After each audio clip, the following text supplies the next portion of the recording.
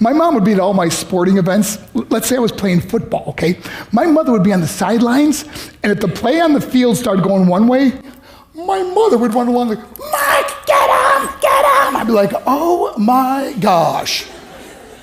I'd get in the huddle with the other guys. They go, Mark, is that your mother? I go, no, I never saw her before in my life. See, the greatest gift my mother ever gave me, she believed in me.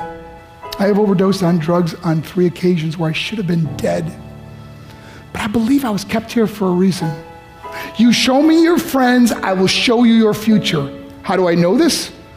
I hung out with losers, and I became the biggest loser of them all because I gave up everything I dreamt about as a little boy because of who I chose to surround myself with.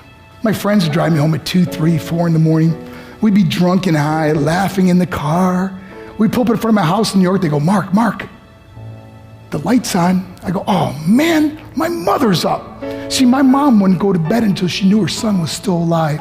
I'd walk in, she'd say, hi, Mark, how was your night? I go, it's good, Mom, I'm just gonna go to bed. She goes, can I talk to you for a minute? I go, Mom, I'm tired, I'm just gonna go to bed. She goes, Mark, I haven't seen you all day and all night. Can I please talk to you? I said, man, just leave me alone. You bug me. I'd slam my bedroom door on the one person who believed in me.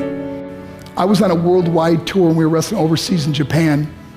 After my wrestling match, I went upstairs in my hotel room and I fell asleep. There was a knock at my door at 3 o'clock in the morning.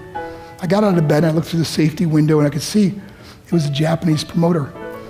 So I opened the door and he said, Mark, you need to call home. There's been an emergency. I went and got on the hotel room phone. I called back to the United States. I said, hey, what's going on? They said, Mark, I don't know how to tell you this. I said, just tell me what happened. All of a sudden they started crying. They go, Mark, I can't tell you. I said, just say it. They said, Mark, your mother died. I just threw the phone down. I ran out of my hotel room. I took the elevator to the lobby, and when the doors opened up, I just ran out into the street. I mean, there was no cars, there was no people. It was 3 o'clock in the morning. And I walked down the middle of a street in Hiroshima, Japan, and I remember looking up and just saying, Mom, I am so sorry. I flew home for her funeral, and I was so nervous to walk up to her casket, so I just stood way in the back. And I kept looking from a distance. I kept thinking to myself, Mom, please wake up. Please get up. And then I finally got the nerve to walk up to her.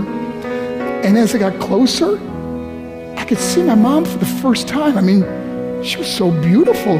She was dressed in white. I mean, she looked like an angel. And I just stood over it. I said, Mom, you are my hero.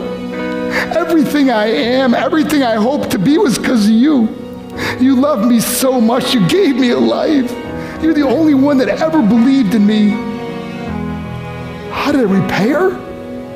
By getting drunk, by getting high, by getting stupid, by hanging out with losers? For what? All she ever wanted to do was talk to me. I wish I could talk to you now, Mom. I wish you could see what I'm doing. Why couldn't I have been a better son?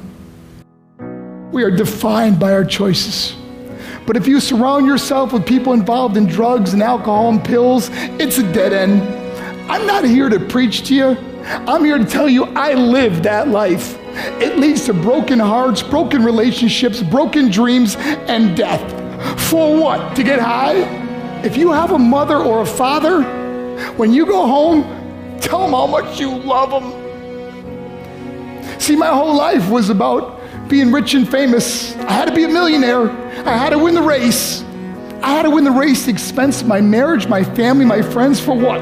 To be all alone in the world? I learned what is truly important, and that is how precious this gift of life is, and our families, and how quickly it can be taken away.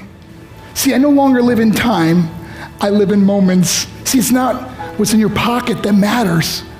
It's what's in your heart that truly matters.